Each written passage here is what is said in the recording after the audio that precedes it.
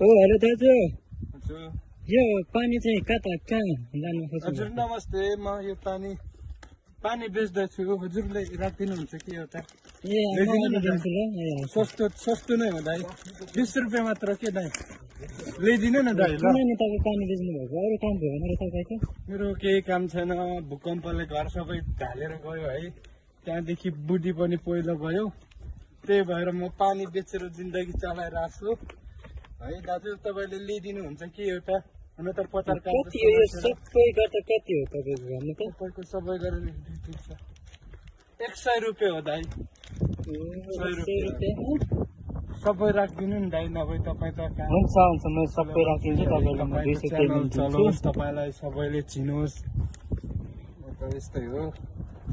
यो नबेच्दासम्म मलाई रक्सी खान पाउँदिनँ म है ए तपाईँ रक्सी पनि खानुहुन्छ रक्सी खानको लागि बेच्दैछु किन खानुहुन्छ नि रक्सी त होइन रक्सी खाँदाखेरि चाहिँ टेन्सन सबै हराउँछ त्यही भएर होला